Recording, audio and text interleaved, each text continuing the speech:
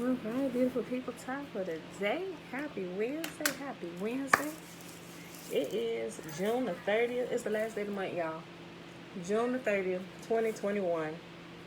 Day 194 of year 3 of reading through the books of the law and the prophets. Another 3-year consecutive day count. Day 863. Yesterday we were reading Isaiah 28, 29, and 30. Then we're going to hop on over to Fossilized Customs.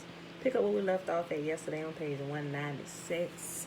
Shayla, take your hand. Levon, blessings. Alright, y'all. Let's go ahead and real quick and do this Shema. Auntie, present. Take your hand. Alright. Y'all, the Shema is found in Deuteronomy chapter 6. We're going to start at verse 3. Here. Let me get y'all attention, please. Listen up, everybody.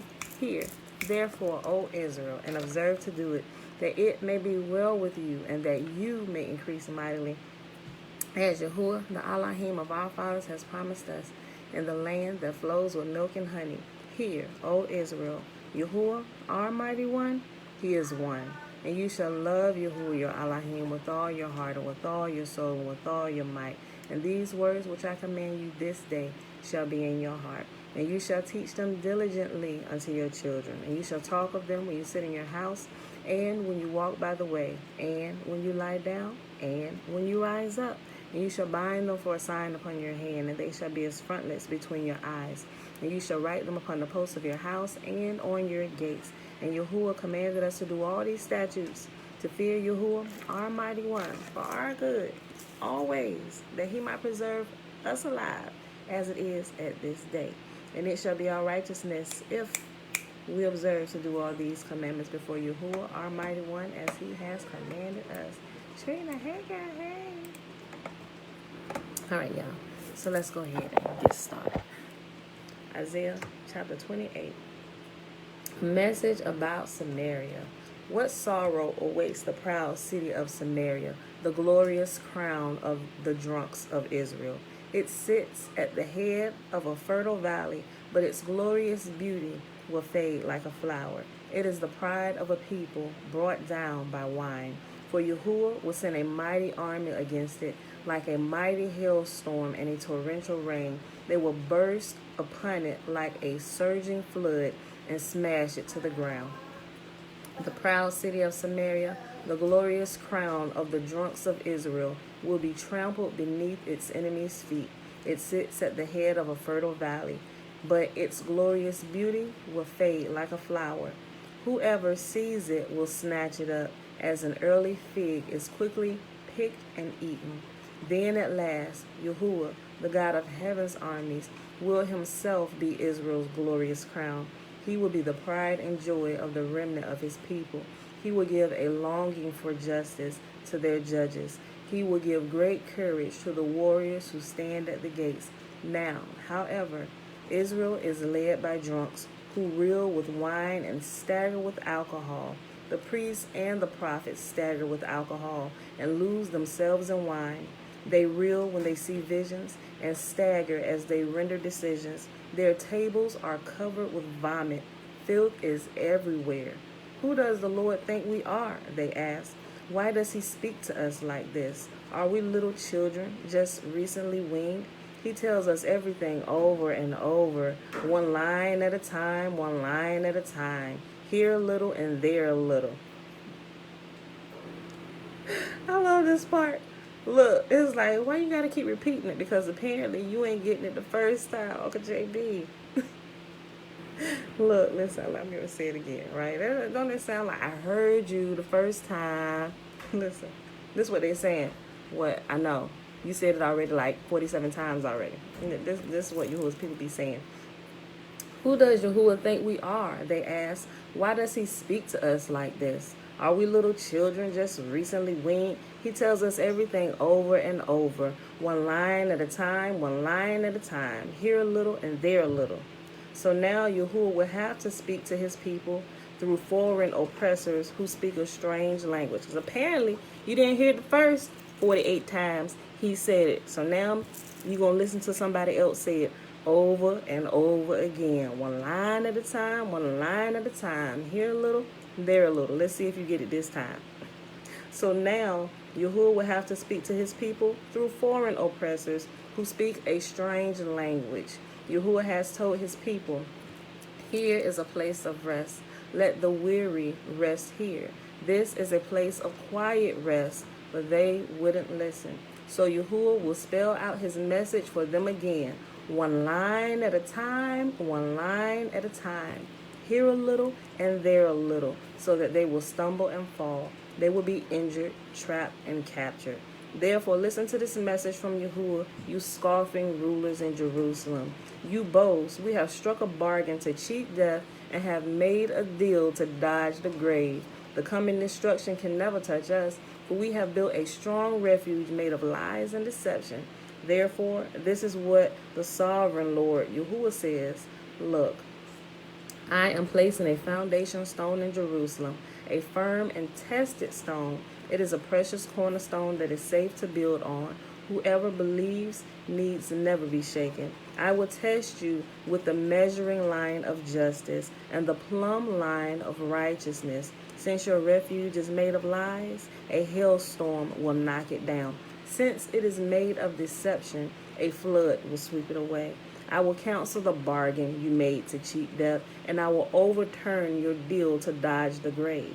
When the terrible enemy sweeps through, you will be trampled into the ground. Again and again that flood will come, morning after morning, day and night, until you are carried away. This message will bring terror to your people. The bed you have made is too short to lie on. The blankets are too narrow to cover you. Yahuwah will come as he did against the Philistines at Mount Perazim and against the Amorites at Gibeon. He will come and do a strange thing, and he will come to do an unusual deed. For Yahuwah, the Lord of heaven's armies, has plainly said that he is determined to crush the whole land. So scoff no more, or your punishment will be even greater. Listen to me, listen, and pay close attention. Does a farmer always plow and never sow? Is he forever cultivating the soil and never planting? Does he not finally plant his seeds, black cumin, wheat, barley, and emmer wheat, each in its proper way and each in its proper place? The farmer knows just what to do, for Yahuwah has given him understanding. A heavy sledge is never used to thresh black cumin. Rather, it is beaten with a light stick. A threshing wheel is never rolled on cumin. Instead, it is beaten lightly with a flail. Grain for bread is easily crushed, so he doesn't keep on pounding it. He threshes it under the wheels of a cart, but he doesn't pulverize it. Yahuwah, the God of heaven's armies, is a wonderful teacher, and he gives the farmer great wisdom. Tiffany! Hey girl, hey, thanks. Okay, y'all. Yahuwah, the God of heaven's armies, is a wonderful teacher, and he gives great wisdom to the farmer. It's amazing.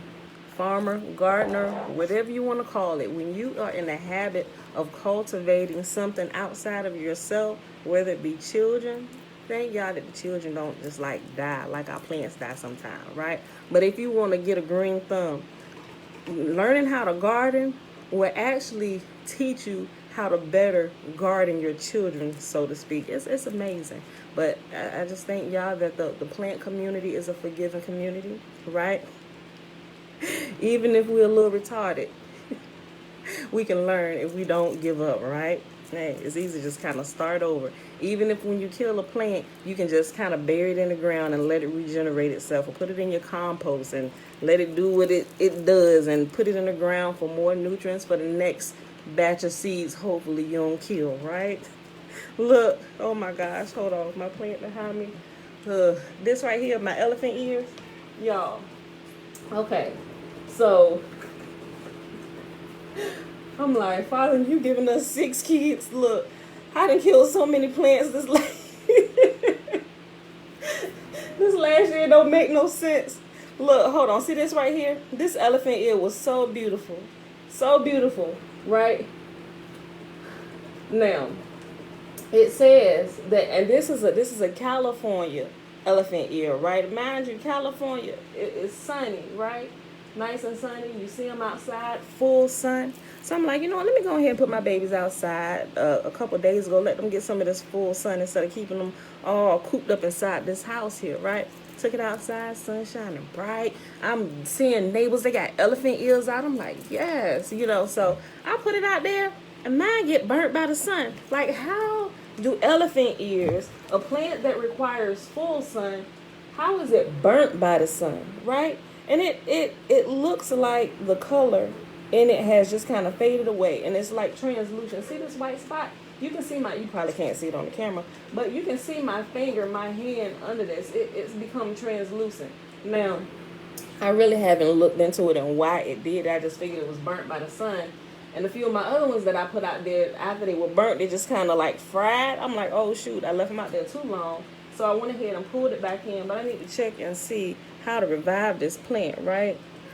I'm tired of killing plants. I mean, I keep a lot of them alive. Like some of them, I'm glad they're human proof, so to speak. But yeah, I gotta figure it out. So I gotta keep a watchful eye, not overwatering stuff. If you overwater it sometime and the drainage is not there properly, you don't have it in the right type of soil. Sometimes you gotta put them in like peat moss and all this other stuff, and a different mixture of different things. So you gotta figure out what each type of plant thrives in, the environment that it thrives in the best, in order to keep it alive the longest, in order for it to reproduce. Because I'm a part of some plant communities, and people pass down plants to their children's children, like monsteras and stuff. I'm like, how do you keep this plant along this plant? How do you keep this plant alive this long, is what I meant to say. There was one guy had made a post. He said, I remember Saturdays, my mom and dad making us get out there, wipe down the plant leaves and stuff. And this is a cutting from and his plant was a cutting from his mom's plant, which was her grandmother. And I'm looking at pictures. I'm like, amazing. This is amazing. I'm like, you know what, man, I developed my green thumb like this. You know, shoot, I'm trying to develop my green thumb, trying to raise our children appropriately, make sure, you know. I mean, we done good so far, right? At least in our eyes we have. Yeah, I know Tiffany, she said, I've learned so much between my garden and my plant Barbies. You probably meant plant babies. Yeah, but yeah, so gardening really does. Gardening, farm. I guess you can look at farming as really the same way. Baby girl, Elijah. Oh, you changing them? Oh, okay. But you learn it's like common sense wisdom that you would think would kick in, like just normally for people, that it doesn't. And that's when I realized a lot of time we don't really retain information, or it doesn't really click with us until we're actually doing something. You have to merge information and understanding with the actual doing in order to get the full comprehension of what it is you truly need to learn and understand, right? So, in gardening, alongside of reading through the Torah and like living life, doing all those things simultaneously, there is a whole different type of understanding that begins to happen, right? Even to the point where I understand now that most of the world really has a weak understanding of everything, of this earth we live in and who we really are and why we're really here, right? There's such a weak understanding of this, and that has blown my mind even in the last couple days when I realized that my understanding of what weak understanding is really in itself a weak understanding, if that makes sense. It just completely blows my mind on so many different levels, right? There are so many things that I want to share with y'all about these scriptures and how it literally, y'all, I'm trying to find wisdom and how to bring it out. So I definitely know next round, I mentioned it yesterday, next time going through this, it's going to be so much different than these last 3 years. Yo, it's like we about to go into, I ain't gonna say like PhD, but y'all, it's man, even with let me tell y'all something. I'm gonna bring some of this stuff out when we get to Songs of Solomon. Yo, the understanding that I got You know how it talks about marriage is a mystery and how it relates marriage, the husband and wife, with the relationship of Yahuwah and Israel? Let me tell y'all something. Y'all thought y'all kind of understood that. Yo, it is like blowing my mind in these last few weeks of what I'm really understanding about this, right? Guys, look, I'm so excited to get to the Songs of Solomon. I'm trying to see how much I can fit in while we're reading those short chapters.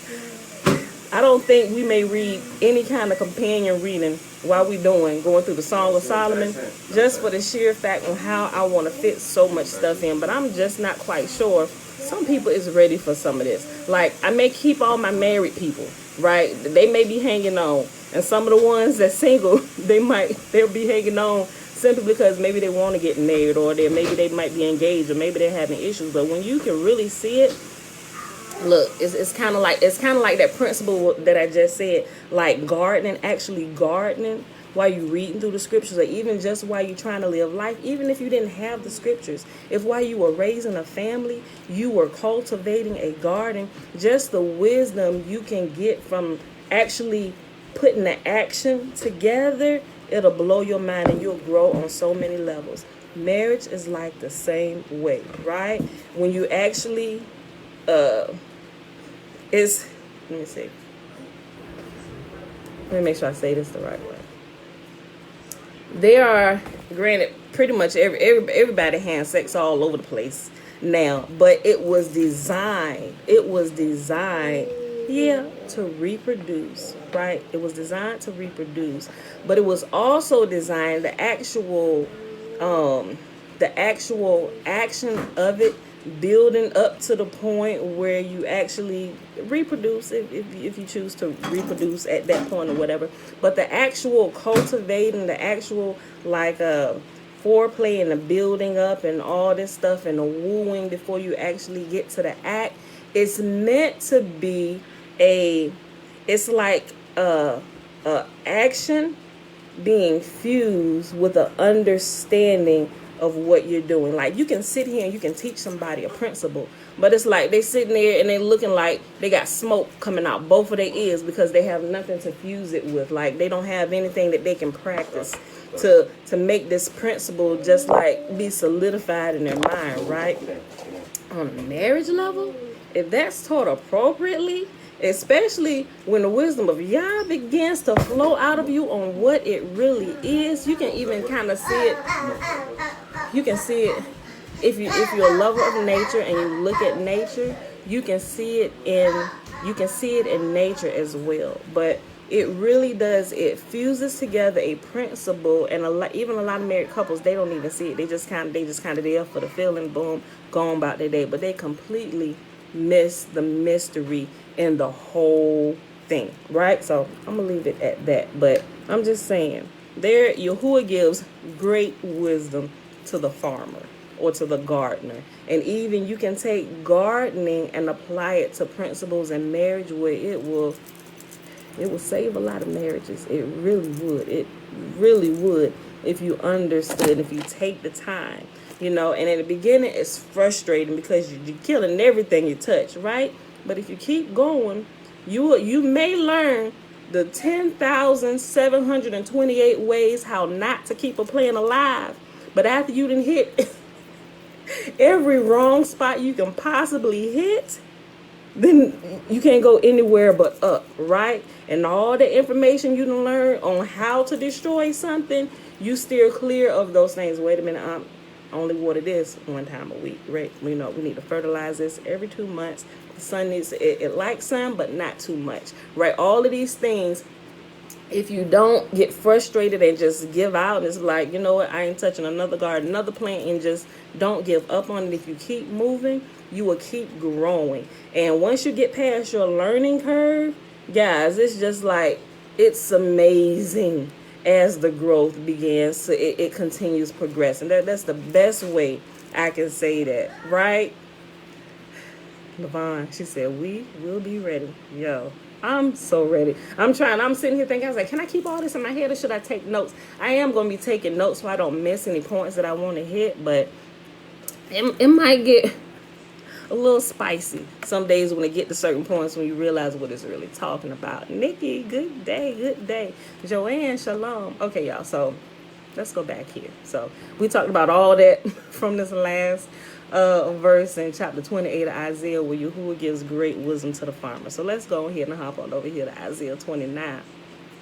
A message about Jerusalem. What sorrow awaits Ariel, the city of David? Did y'all know that Ariel was another name for Jerusalem? Yes, Ariel is another name for Jerusalem. What sorrow awaits Ariel, the city of David? Year after year you celebrate your feast, yet I will bring disaster upon you, and there will be so much weeping and sorrow. For Jerusalem will become what her name Ariel means, an altar covered with blood. I will be your enemy, surrounding Jerusalem and attacking its walls. I will build siege towers and destroy it. Then deep from the earth you will speak. From low in the dust your words will come. Your voice will whisper from the ground like a ghost conjured up from the grave. But suddenly your ruthless enemies will be crushed like the finest of dust. Your many attackers will be driven away like chaff before the wind. Suddenly, in an instant, I, Yahuwah, the God of heaven's armies, will act for you with thunder and earthquake and great noise, with whirlwind and storm and consuming fire. All the nations fighting against Jerusalem will vanish like a dream. Those who are attacking her walls will vanish like a vision in the night. A hungry person dreams of eating, but wakes up still hungry. A thirsty person dreams of drinking, but is still faint from thirst when morning comes. So it will be with your enemies, with those who attack Mount Zion. Shalom, Mom. Are you amazed and incredulous? Don't you believe it? Then go ahead and be blind.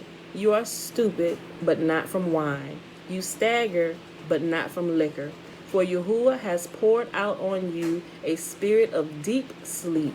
He has closed your eyes. He has closed the eyes of your prophets and visionaries.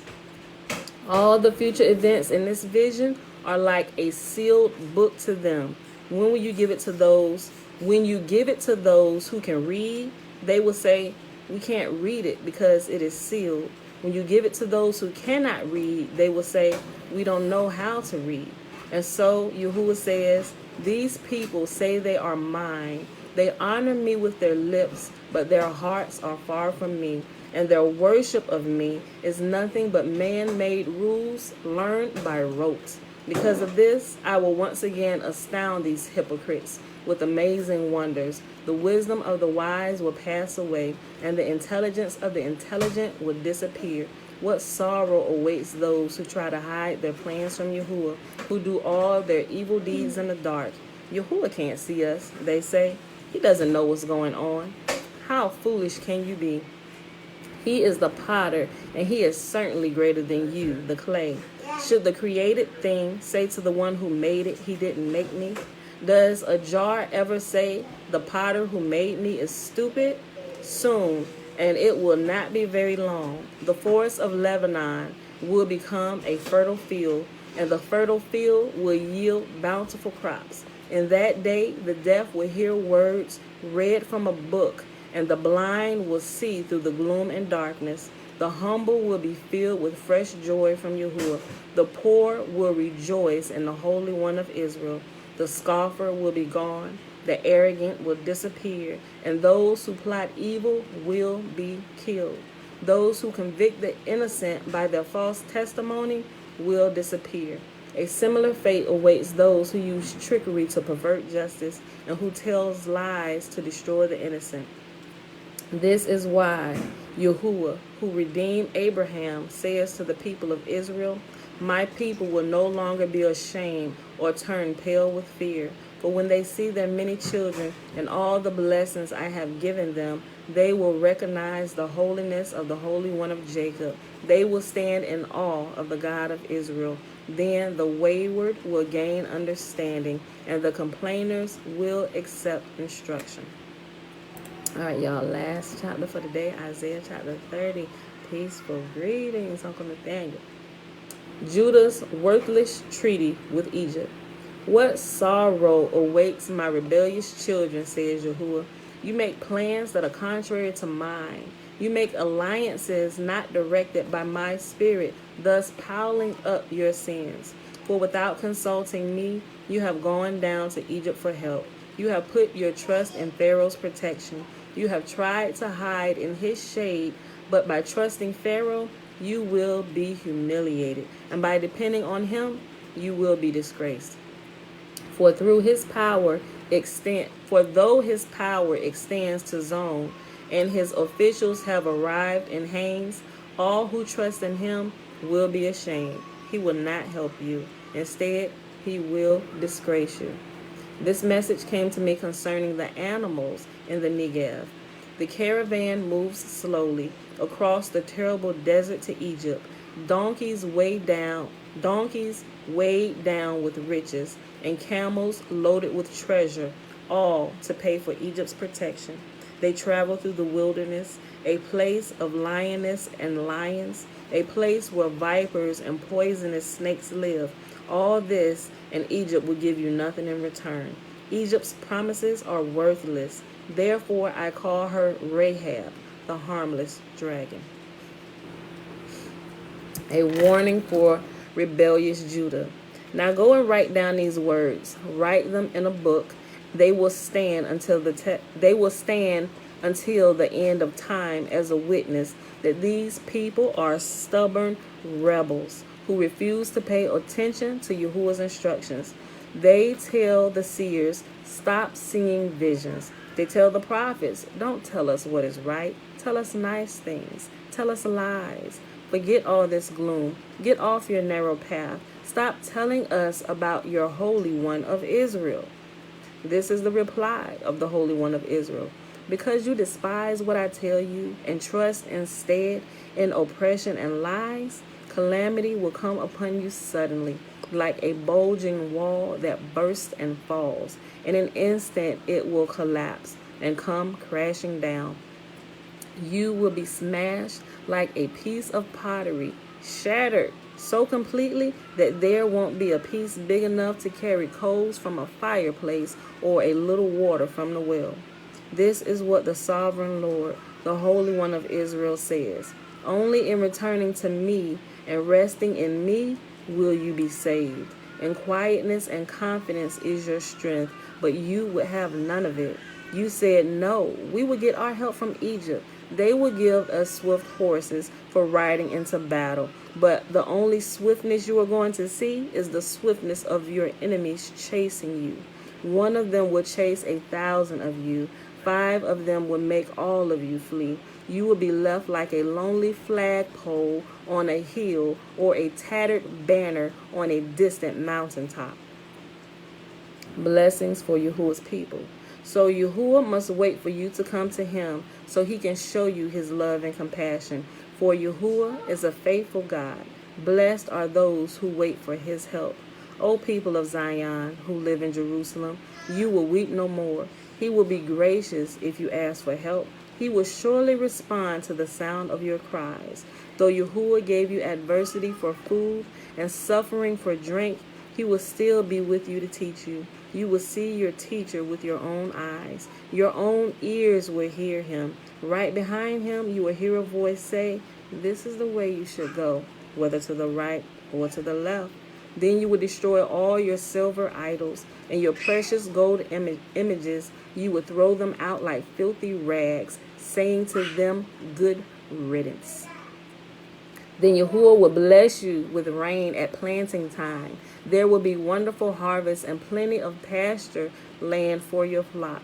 The oxen and donkey that till the ground will eat good grain, its chaff blown away by the wind. In that day, when your enemies are slaughtered and the towers fall, there will be streams of water flowing down every mountain and hill. The moon will be as bright as the sun, and the sun will be 7 times brighter, like the light of 7 days in one.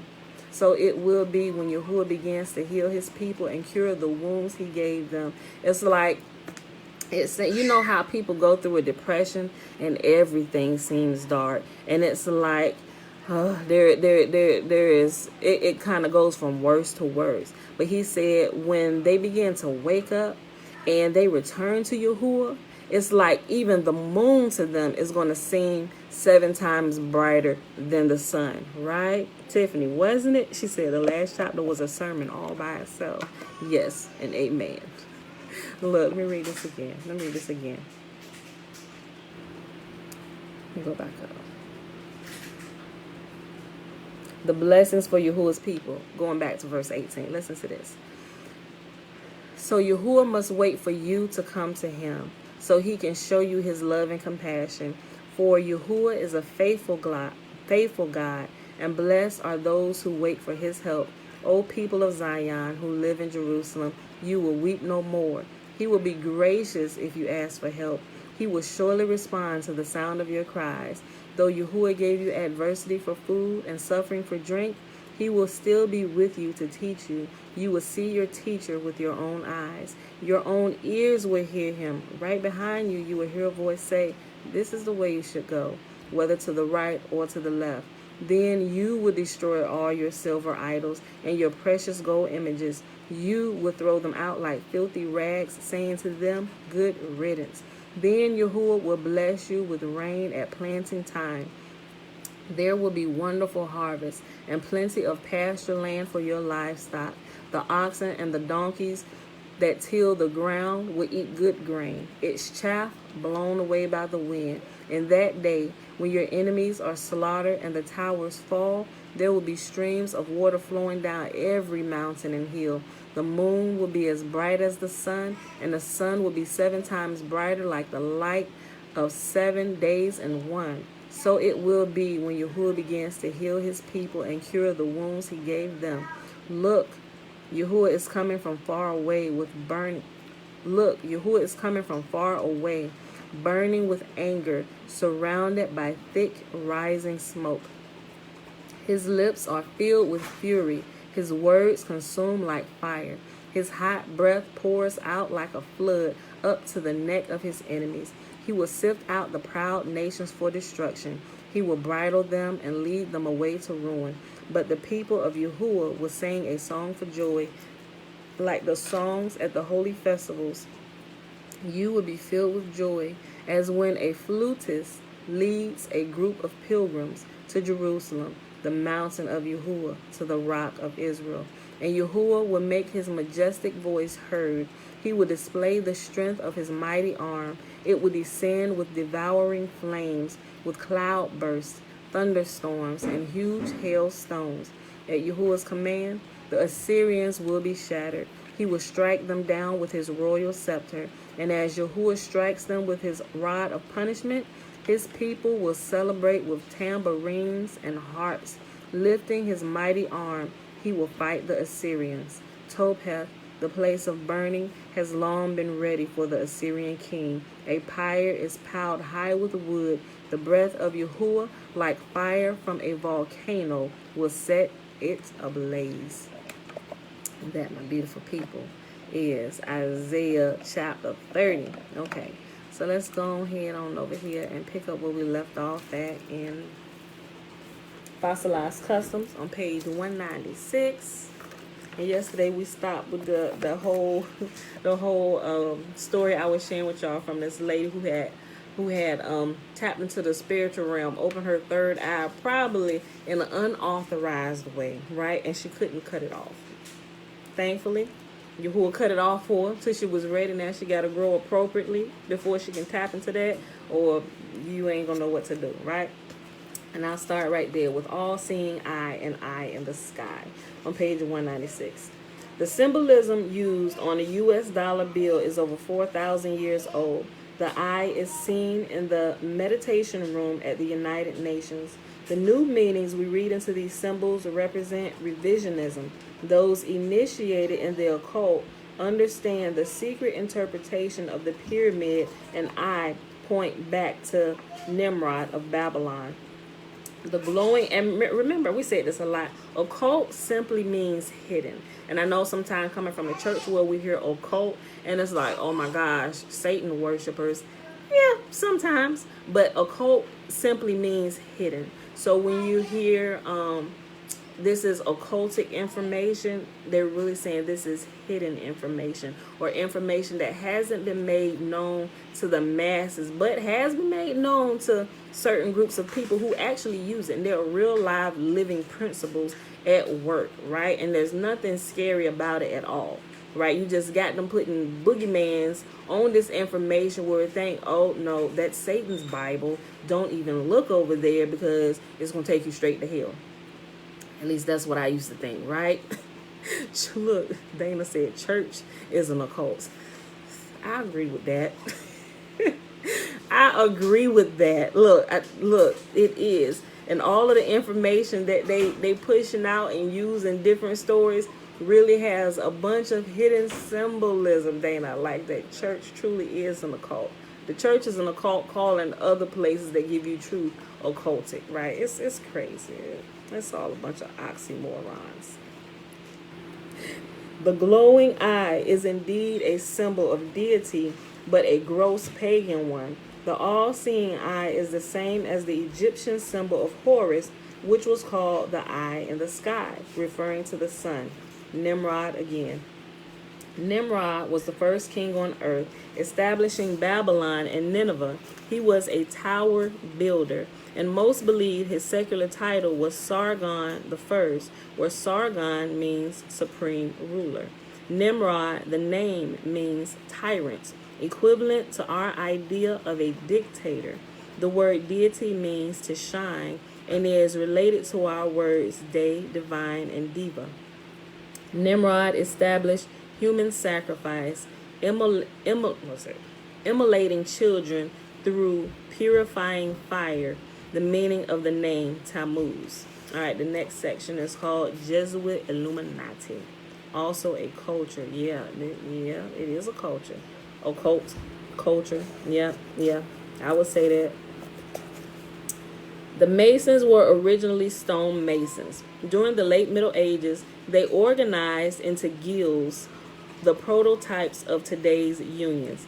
By 1776, Adam Weishaupt of the Illuminati in Bavaria successfully melded his organization with the Masonic lodges, which had evolved into a fraternal sect worshiping a mystic great architect. This architect turns out to be Nimrod, who was worshipped by the Babylonians as Baal, Lord, or Moloch, king, and Adon, Lord, sovereign. Adon later turned into the proper name Odin. Hislop described this fire worship started by Nimrod, for which Shem slew him. The name Moloch originally suggested nothing of cruelty or terror, but now the well-known rites associated with that name have made it for ages a synonym for all that is most revolting to the heart of humanity, and amply justified the description of Milton. First, Moloch, horrid king, besmeared with blood of human sacrifice and parents' tears, though for the noise of drums and timbrels loud, their children's cries unheard, that passed through the fire to this grim idol. Oh, okay. So it's giving you a passage from what this guy had said, right? And they played the drums and the loud music to drown out the screams and the cries of the parents whose children were being passed through the fire, right? And the screams and the cries of the children. First, Moloch, horrid king, besmeared with blood of human sacrifice and parents' tears, though for the noise of drums and timbrels loud, their children's cries unheard, that passed through the fire to this grim idol. In almost every land, the bloody worship prevailed, horrid cruelty, hand in hand with abject superstition, filled not only the dark places of the earth, but also regions that boasted of their enlightenment. Greece, Rome, Egypt, Assyria, and our own land under the savage Druids at one period or another in their history worship the same God and in the same way. Quoted from The Two Babylons. That's a book called The Two Babylons, right? Okay, so it's showing pictures of pillars again, like obelisks, phallus symbols, right? Like the Washington Monument. Everybody's familiar with that. Okay. Leviticus 26:1. Do not make idols for yourselves, and do not set up a carved image or a pillar for yourself, and do not place a stone image in your land to bow down to it, for I am Yahuwah, your Elohim. The pyramid was sacred to many pagan civilizations of history, being the top of an obelisk called a pillar of jealousy in scripture, which means the Israelites would not bow to it. It was interpreted as a sun ray, but also as a male fertility symbol. It evolved into various religious towers or high places, such as steeples or turrets. They all trace back to the ziggurat of Babel. Poles, spires, and high structures were always a part of any pagan temple, which scripture refers to as an image in places. At Nimrod's death, the Babylonians worshipped him as the sun, which later was represented by the eagle, seen carrying the golden orb of the sun across the sky, hence our flagpole ornaments. The eagle seen on the right side of the back of our dollar bill was first adopted by the Babylonians, and this very same pose can be seen by investigating Ahura Mazda, and in parentheses, Persian Assyrian for, is Persian or Assyrian for the term wise Lord. Ahura Mazda, wise Lord. This was only a title, but it was still Nimrod. They adopted the name Mithras for the sun and used the eagle as his symbol. The Zoroastrians, also fire worshippers, had priests called magi or magicians, which bore the emblem of their deity on their chests. They wore black garments because they were constantly working with the ashes of the sacred fire. Hence, the religious garments of pagans are black. One day, babe. Hence, the religious garments of pagans are black. Israel was to only wear white linen by Yahuwah. These pagan priests made holy water by putting a lit torch of sacred fire into water. Catholicism adopted holy water from Buddhism, since the water of the Ganges River was considered sacred to them. Purgatory, indulgences, and prayers to the dead were also adopted from the Buddhists. Prayers said for the dead ancestors by priests and popes are sold to reduce time in a non-existent purgatory. Such sales are called indulgences. It will be found that every detail seen in Catholicism can be traced back to Chaldean paganism, and much came into the daughters of this mother of harlots, most especially the Babel Roman calendar. On the U.S. dollar bill, the eagle and the eye atop the pyramid are both really Nimrod, who was worshipped as the sun. The Latin words annuit seoptis novus ordo seclorum mean announcing the birth of a new world order. The goal of the Babylonians was also to make a name for themselves, to become feared as a nation, identified by their unity and power together to conquer. Nationalism is based on common customs and language, symbols, anthems, and the pursuit of power has held men in its grip from the beginning. They scrambled to get to the top of the pyramid of power. The reason for all these cryptic symbols used by Franklin, Jefferson, and the other founding fathers is because these men were mostly Masons. The Masons revere Nimrod as their founder. The number 13 is unlucky because of a medieval superstition.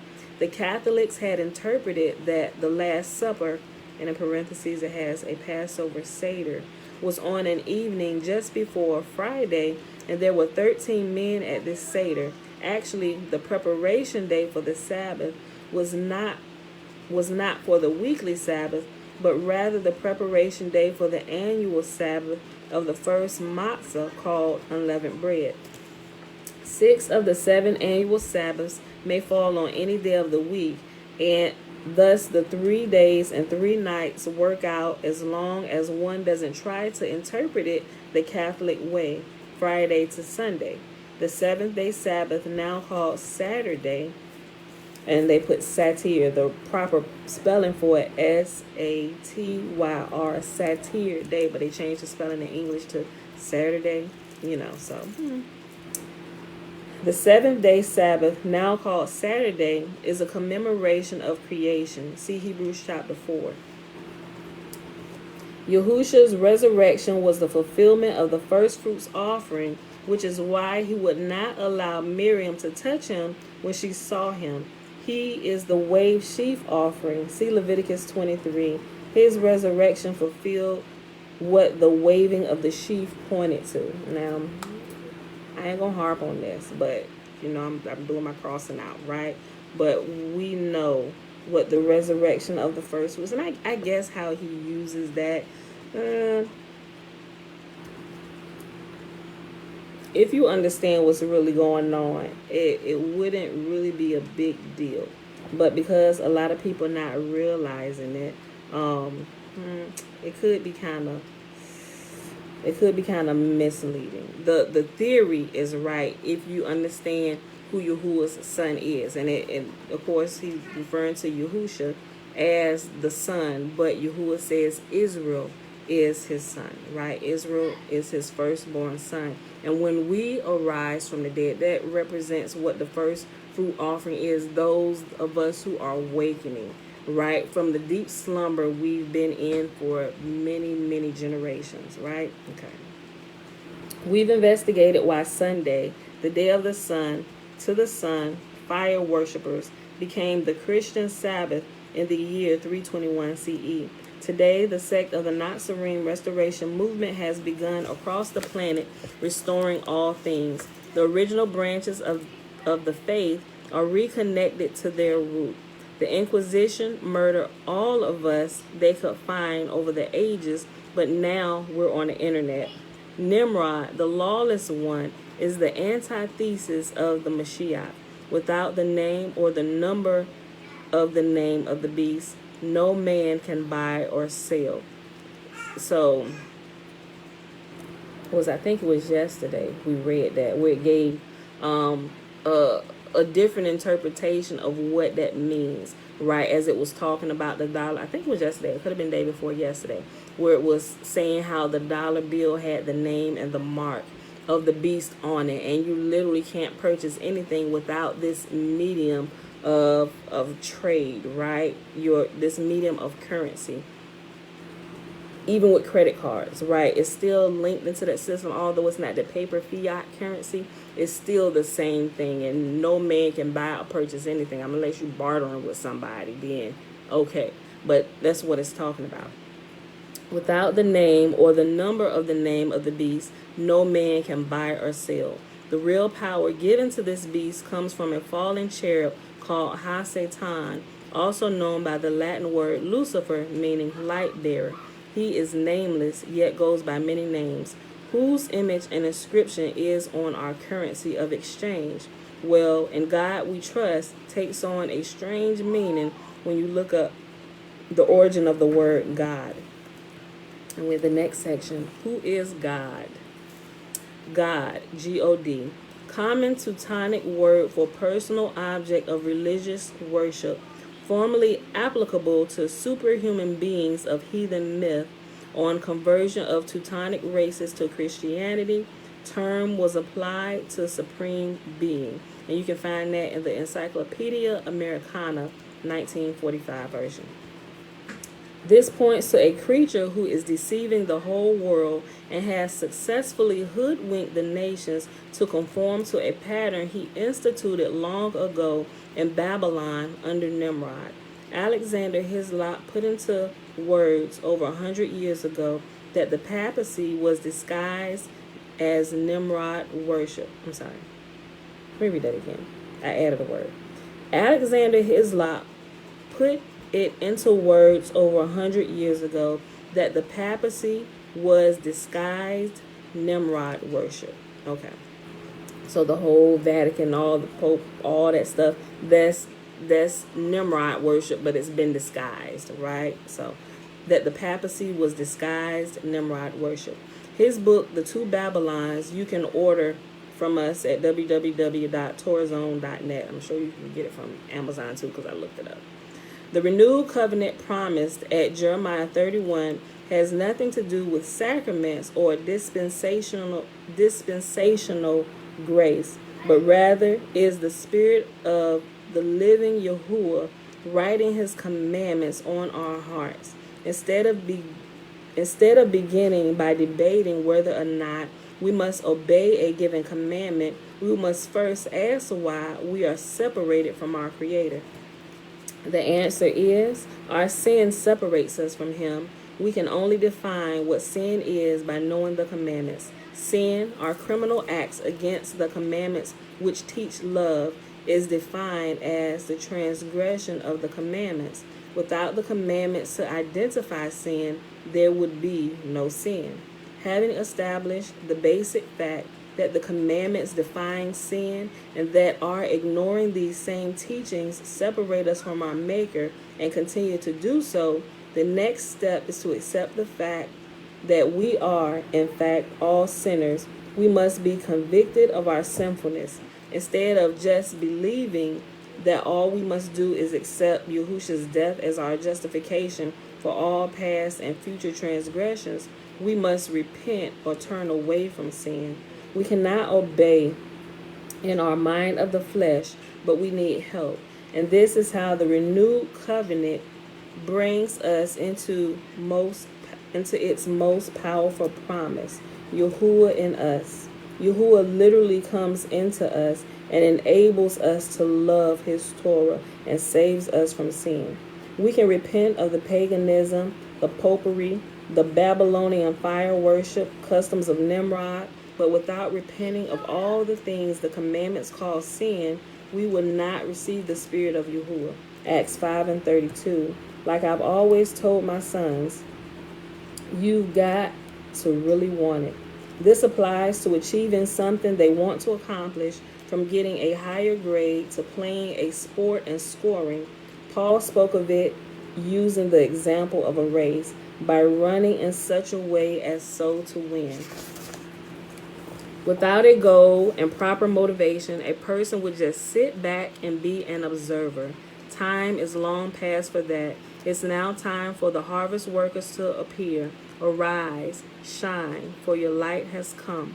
The ideas we've summed up in this book can be further condensed into the following words of an unknown author. Please take it as humor, yet truth. The circus has the can opener, and the frozen chosen have the can of beans. Hold on. I skipped the parentheses. The circus has the can opener, and in parentheses it has Mashiach, and the frozen chosen has the can of beans, and in parentheses is the Torah. All we need to do as Nazarene is show these two groups the renewed covenant, the Torah written in our hearts. Hebrews chapter 10 and Jeremiah chapter 31. Christianity as we know it is what Paul prophesied would happen after he was gone. Everything Yahuwah ordered us not to do is practiced. Paul told us men would rise up and plunder the flock and lead the body into apostasy and follow after myths. See Acts 20 and 2 Timothy chapter 4. Worse still, they have become lawless, replacing the commandments of Yahuwah with traditions of men. Yahuwah is calling forth a remnant from among Christians who are awakening and receiving a love for truth. Yahuwah stated that there is to be one Torah for the native born and the foreigner. His Torah is the wedding covenant and the renewal of the covenant. Yeah, it says the renewal of the covenant is in Yahushua's blood. The renewal of the covenant really is actually in obeying and choosing, right? So say you have a spouse, right? Say you have a spouse and you're trying to renew your covenant, right? Do you kill your spouse? Do you slaughter somebody to have this done? No, we simply make a choice that yes, we're going to agree to this covenant and we're going to begin to walk in it. It is the same thing, y'all. Stop adding stuff to this covenant that shouldn't be there, that makes everything so hard, right? Nobody has to die. Everybody simply must agree that, yes, this is good. I want this. Yes, I'm obeying. Yes, let's do this thing, right? Okay. He has written a love for his Torah on our hearts, not as the old one had been carved into stone tablets. The Torah of love is alive in our hearts. Pagans did not know they were only worshiping idols, but their hearts went after them. If a Christian turns to the Hebrew roots and learns the personal name of the Creator, how could they still cling to the uncleanliness and errors more so than the truth? Many waver due to programming. Being faithful to the programming is not repenting. Being faithful to truth requires sacrifice. Friends, family, and other brothers and sisters in the old ways can be powerful glue to keep a, I'm sorry, getting tongue tied. Hold on. Friends, family, and other brothers and sisters in the old ways can be powerful glue to keep change from occurring. This is what the parable of the sower is all about. Rather than excusing and defending the long history of an apostate religion, we must plow ahead without looking back. And a lot of us, especially those of us who have awakened to truth and realize, like, wait a minute, we're supposed to be doing this. And when we begin to step away from some of these things that we realized are pagan and really have no profit whatsoever, it's kind of hard, especially with the pagan holidays and stuff, and you pulling away from them. And especially, look, here's the same principle again, especially when you're creating memories of something joyful around a principle that you're trying to get to stick here and glue. You have to kind of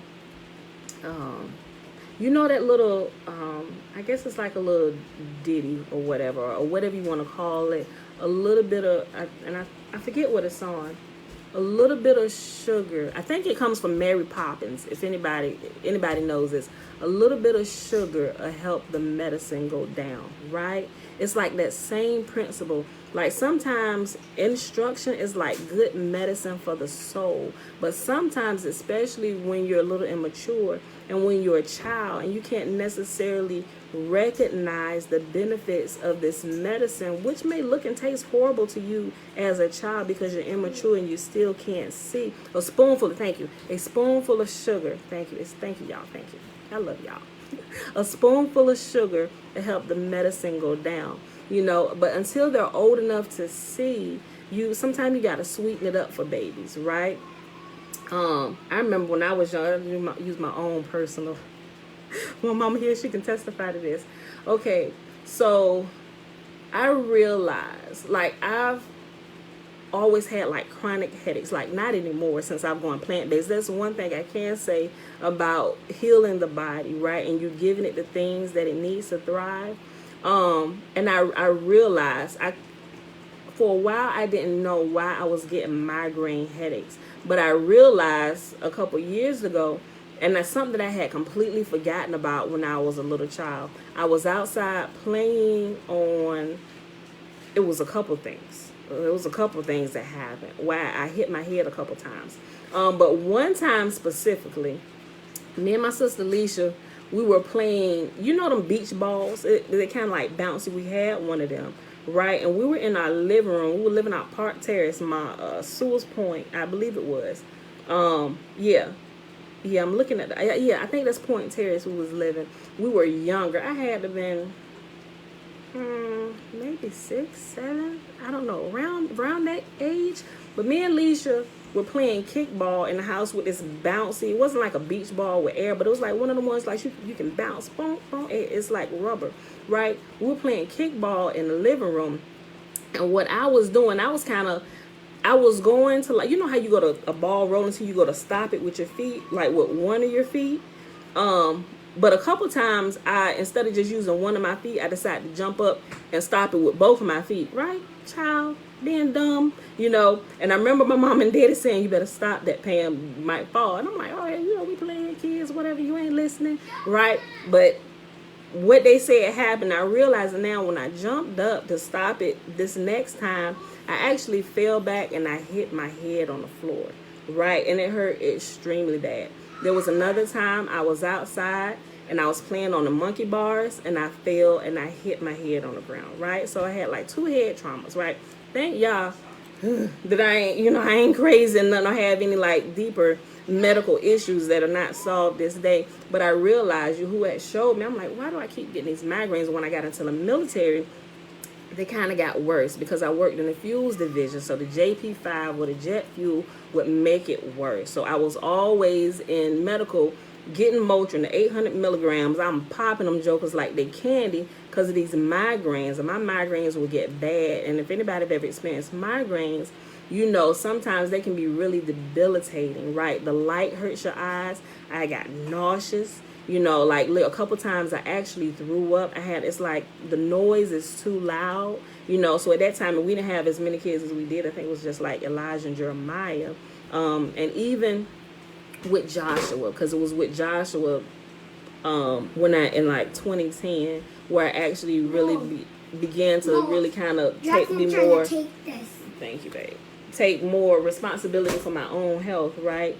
But he would literally just kind of keep the kids. I'm just going in the room, cut off all the lights, cut everything off. I would cover my head with the pillow and I would sleep for a few hours. And even sometimes the medicine wasn't strong enough. But I went to the doctor before and they gave me like Percocet and stuff.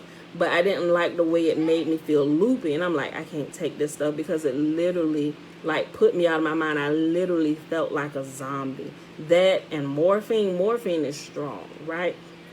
I was like, yeah, I can't do this. I'll take my chances with the Motrin, right? So after I decided I wasn't going to take any of them hard drugs, I'll deal with the pain and I just go to sleep and cut off sound and lights and nurse it with the Motrin until it went away. That's what I did because I didn't want to get hooked on pain meds, right? Because I knew that was a thing, and I know people that has happened to, and I refused to go that route, right? So, but I realized doing that was the source of all my headaches and everything, right? So, hold on, I lost my whole point why I was actually telling y'all this. Oh, I know what it was. Pulling away from stuff, right? When family can be a big, it's like the glue that kind of keeps you from actually progressing sometimes. So, and I still forget why I was tying it in because it seemed like it's disconnected for some reason. But anyway, that's where the source of my headaches came from, right? And so, but as I went plant-based many, many years later and after kind of destroying my liver a little bit with the Motrin, because Motrin is an NSAID, right? And it'll start doing some wear and tear on your body to take care of the pain, but it'll also destroy something else that's going on in your body. So as I began like clean up my diet and everything, I literally was able to wean my own self off of the Motrin, to whereas I was popping 800 milligrams 2 times. Like they tell you, like if you're going to take it, don't take it often. And if you take it, kind of swap it out with Tylenol. Tylenol does not, or at that point did not work. It didn't do anything for me. Like Tylenol there's nothing that Tylenol would do for me, right? And I had to take the Motrin. But what I would do, I realized like after that 8 hours, and sometime a little bit before the 8 hours, I would start feeling it come back in. So like every 6 to 7 hours, I was popping an 800 milligram Motrin, right? And so that imagine taking 3 800 milligram Motrin a day for multiple days, multiple months, multiple years. Imagine what's happening to the inside of your body. And I began to feel the effects and the sharp pains and different stuff, and wasn't really putting 2 and 2 together, right? And sharp pain standing up, and it feel like different things like sharp stabbing pains is like happening on the side of my liver, and just like a bunch of stuff, right? So thank y'all. So if anybody, this is probably a side note or whatever, anybody be careful with the Motrin. And I didn't learn till my sister actually became an RN. She was like, Pam, that's the NC. You might not want to be taking it as you know, she said, because that's going to do some major damage to your liver. But by the time she started telling me that, I'm almost certain there was a bunch of damage done to my liver already, because, mind you, I joined the military.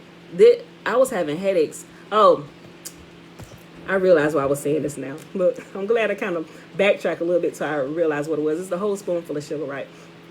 This is my own personal thing about helping the medicine go down.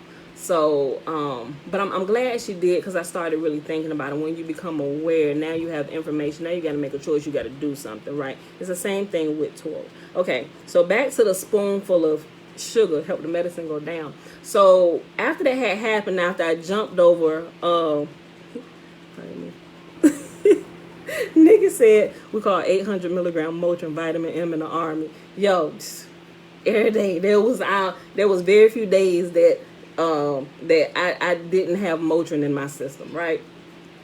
Because it was hard to operate at times, and I knew it was becoming a problem when I had to take more and more. My body was becoming used to it. I was like, this is going to become a problem, because I already know what the next levels feel like, and I already said I am not taking this. Even hold on, let me make sure I don't lose my thing again. Spoonful of sugar. Hold on. Look, so I realized that I didn't want to take anything stronger than Motrin, simply because of how I knew what the harder stuff like the morphine and the Percocet did. Because when I had that ectopic pregnancy in 2009, that was like an emergency surgery where I was bleeding internally, right? So I was rushed in. I was like medevaced and everything, and so they was like, "Listen, Miss Murphy, is gonna be you or the baby," you know. So I had the whole conversation with my husband and stuff. That was a hard decision, right? And he was like, "Babe," he said, "we can always have another baby." He said, "But I can't get another one of you," right? So I was like, "Okay," but that was a really, really hard time. I'm getting all teary-eyed now. Okay, pull myself together. Okay, so back to the story. So when I had failed, I remember my mom, she was combing my hair. She was like, "See, I told y'all stop playing, not to jump on that ball like that, Pam." So I remember she laid me across her lap. She was kind of combing my hair. I remember this, and she was kind of like parting my hair and stuff, just kind of massaging my head. But I realized that was the whole stemming point from my headaches, right? Okay, so now let's fast forward a couple years. And my mom and my dad, we had moved to another place, and I believe it was out Virginia Beach, not Virginia Beach. It was Norfolk, down by the beach where we stayed at. What's that place? Y'all probably don't know, but anyway, it was out there, and I think it was Marlowe Avenue, and I was having one of these headaches, and by this time I think I was probably like 9 or 10, right? Something like 9, 10. Not quite 11. But my mom, my grandmom, she was also an RN, right? And so she knew I had been having headaches and stuff, and this was an extreme headache this time.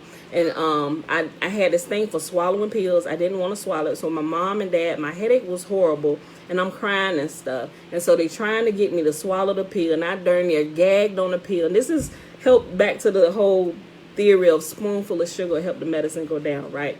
So I'm about gagging on the pill and stuff, and they getting frustrated with me.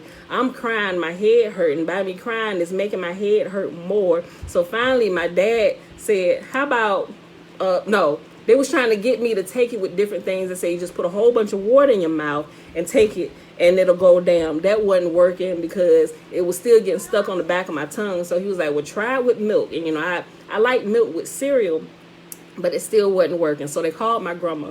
My grandma said, "Crush it up." And she said, "Put it in some applesauce." You know, I'll never forget that day. And so my dad was kind of looking like, well, darn.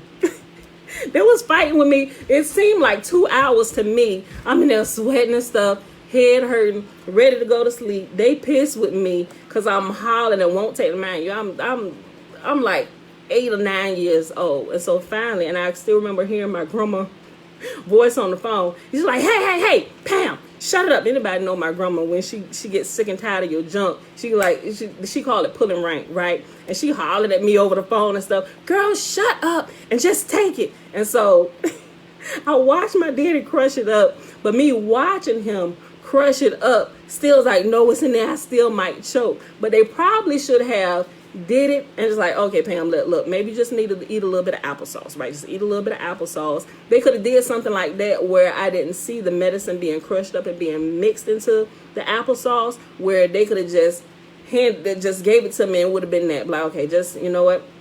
I heard applesauce works. Come on, just give you a little bit of applesauce. Eat this applesauce and go lay down for a little bit. But even still, with doing that, it still took me a little while to do it. But then when I finally put it in my mouth and realized, because my dad, he took 2 spoons and he crushed it up really, really fine, right? And then they put it in the applesauce. My mama mixed it up and stuff like, you ain't gonna be able to, you ain't gonna be able to taste it, Pam. Just, And so when I was like, and I ate it. And, and he's like, go on, lay down. Go on, get out of this kitchen. And, and he was laughing and stuff. And my dad sweat. Anybody know my dad? When he tried, it's like men. It's like they're getting frustrated, don't really know what to do. It's like, okay, I could see him sweating and stuff. And I knew I had just sent him through the ringer. My mom was probably ready to slap the piss out of me. And grandma hollering on the phone and stuff. Like, girl, just take this. But anyway, that was my little example of the whole, a spoonful of sugar helped the medicine go down, right? So a lot of times when we're learning something new, especially when we're immature, it's like that whole, it's like you have to fuse a sweet memory with a lesson that you're trying to teach, for one, to help you remember it. And every time this comes along, that you have nothing but good memories about this instruction or this teaching that you're learning. And so that also happens in the church world, where they're teaching you pagan things, right? They're fusing something that's not so good with something that's good, like time with family and holiday memories and stuff. They're fusing these things together, and that's why it's so hard a lot of times when you're learning truth, to break away, because you have to separate the good from the bad, the truth from the error. And a lot of times your family, they're like the biggest stumbling block a lot of times, because your family's like, well, what do you mean? This is Christmas. We always have good times.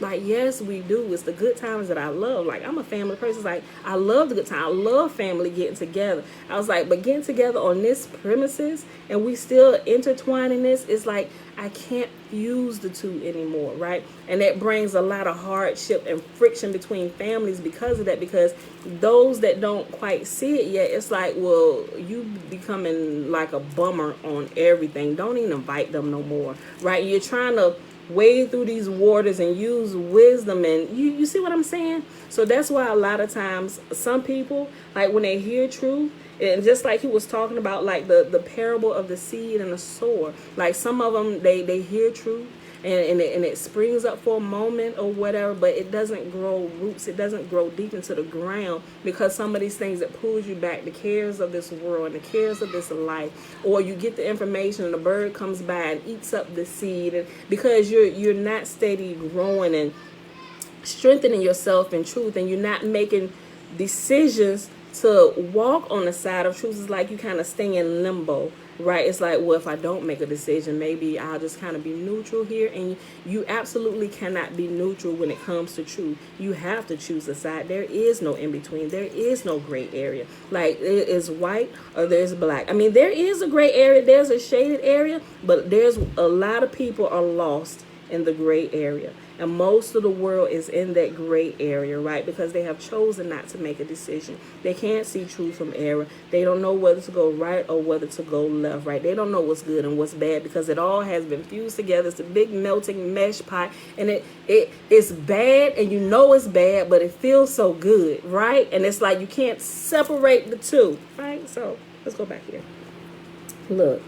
If a Christian turns to the Hebrew roots and learns the personal name of the Creator, how could they still cling to the uncleanness and errors more so than the truth? Many waver due to programming. Being faithful to the programming is not repenting.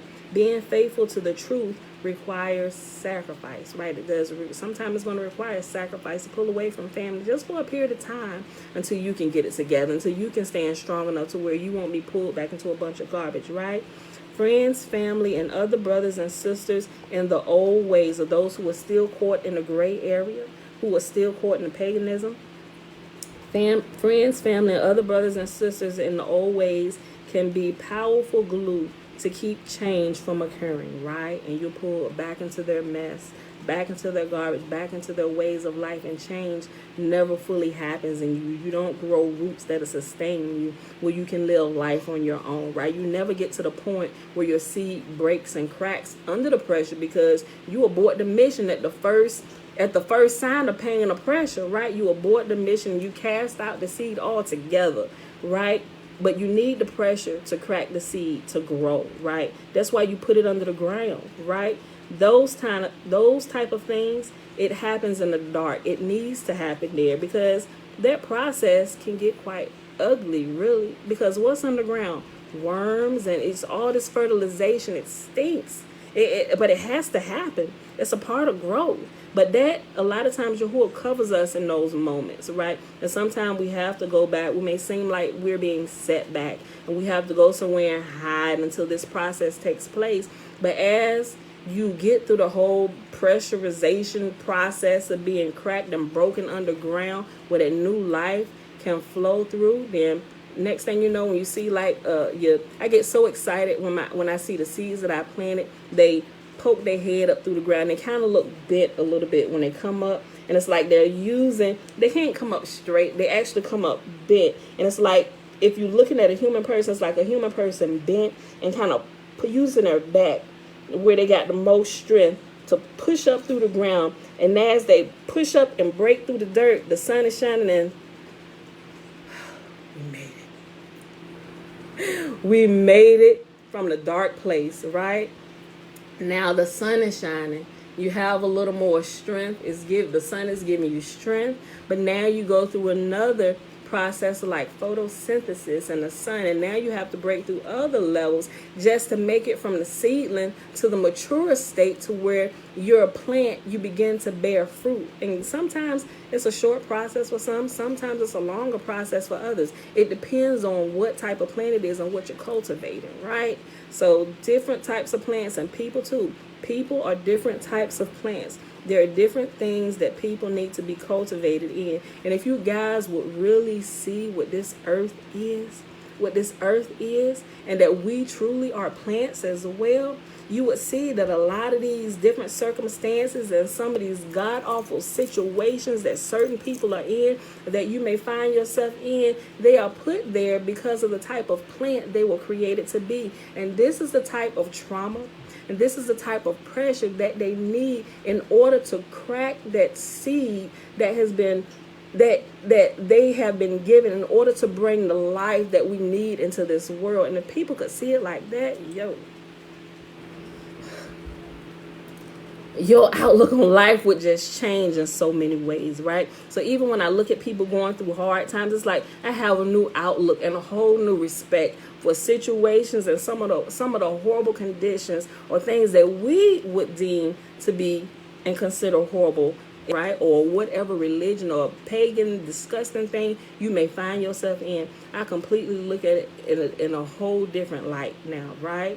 Before, we had weak understanding of what is truly happening here, right? This whole earth is like a womb, right? And we're all seeds planted in this space. We literally, on so many different levels, y'all, we are literally seeds, right? Think about the process that we got to get just to get here, where we're fully developed. Before we come out of the ground, where our eyes are working and our nose is fully developed, and and we got ears. We got limbs they come out. We got a full baby that's then came out of the matrix of its mother, right? It was a seed leaving from your father. Now your father has given this seed to the mother, and now the mother carries the seed, like the male carries the seed in himself from his conception, right? Look.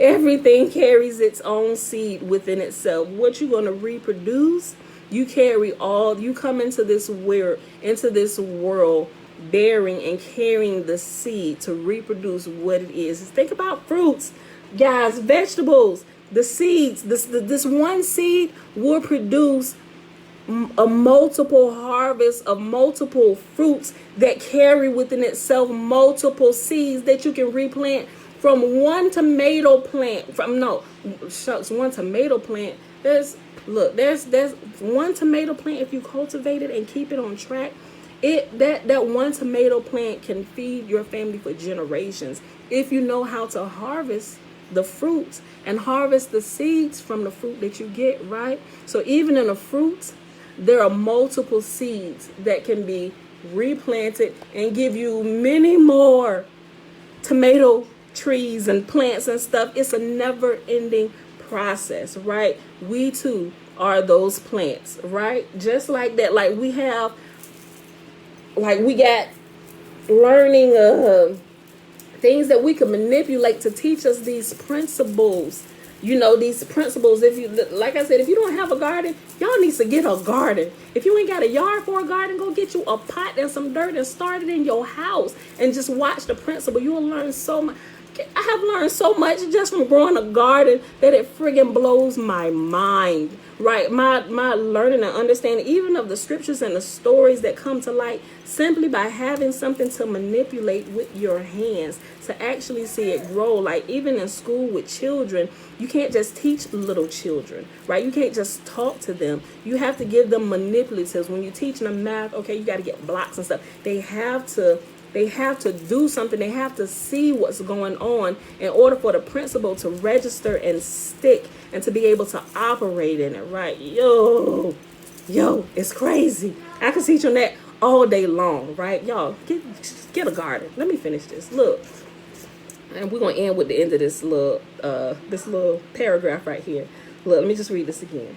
If a Christian turns to the Hebrew roots and learns the personal name of the Creator, how could they still cling to the uncleanliness and errors more so than the truth? Many waver due to programming. Being faithful to the programming is not repenting. Being faithful to the truth requires sacrifice. Friends, family, and other brothers and sisters in the old ways can be powerful glue to keep change from occurring. This is what the parable of the sower is all about. Rather than excusing and defending the long history of an apostate religion, we must plow ahead without looking back.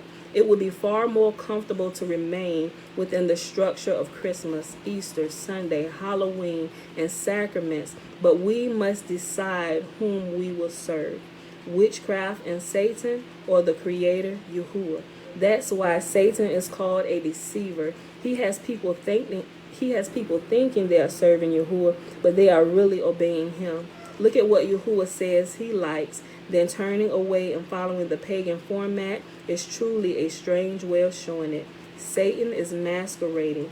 You can't peel away Yahuwah's ways and find uncleanliness because he is not wearing a costume like Satan is, right? And so when we peel back all the layers of Yahuwah and what he is and what he has created us to be, that you will cry out, holy, holy, holy is the Lord God Almighty, who was and who is to come, right? Whoo, y'all, let me stop right here before I get started on this today. All right, y'all, so that was our reading for today, y'all. It is the last day of the month of June. Yes, baby girl. Jackson had my dad cookies. He had Dad's cookies. Why Dad's cookies down? Why are y'all in our room? No, me and Josh trying to watch a movie. Y'all trying to watch a movie. You telling on Jackson, but I see chocolate all around your lips. Go look in the mirror, sis. Hey, little baby. Pop gonna get you. All right, y'all. It is the last day of June, June the 30th, 2021. Day 194 of year 3 of reading through the books of the law and the prophets under the 3-year consecutive day count. Day 863. Wasn't it, Pooh? We read Isaiah 28, 29, and 30. And we read Fossilized Customs, and we started at page 196. And we paused on page 200. All right, y'all. So let's go ahead and do this blessing. We gotta get out of here because we almost like at an hour and a half. Teacher. Y'all funny. I just saw y'all comments. Look. Okay, y'all. All right, y'all. Yes, baby. Look. What? Oh, the lily is growing up, ain't she? She done burst through the through the dirt. She over here talking about the plants. Like, look, we just talked about that. Mom. Yes, baby. Look. What? Where is Two of them growing up. I know. I see another one coming through too. We got a peace lily over here, and around the peace lily, I planted some lily bulbs, and one has come through already, but the other two are just now. Like we told you, they coming up, standing sideways, pushing themselves through the dirt. Hold on. Wait a minute. Bless me. Can't find it. Oh, there you go. I had to type it in. All right, y'all. Stop. You telling him to stop? I'm about to push you down. Look. Okay, the blessing is found in Numbers chapter 6, verses 22 through 27. Remember, the first 21 verses is the Nazarite vow. And Yahuwah spake unto Moses, saying, Speak unto Aaron and unto his sons, saying, On this wise ye shall bless the children of Israel, saying unto them, May Yahuwah bless us and keep us. May Yahuwah make his face to shine upon us and be gracious unto us. May Yahuwah lift up his countenance upon us and give us peace. And they shall put my name upon the children of Israel, and I will bless them. All right, beautiful people. I don't think I missed anybody. Question? Stop, girl. This is your money. I gave it to you, though. Gave it to you. Oh, that's right. Thank you, Mom. Near Ocean View. When I was talking about growing up, what was growing up, I know I was saying Virginia Beach. That's what I meant. Yes, Ocean View. Thank you, Ocean View. Okay, y'all. All right, but that's it. No questions. We out of here. Gots to go. Peace. Go ahead. Hit finish.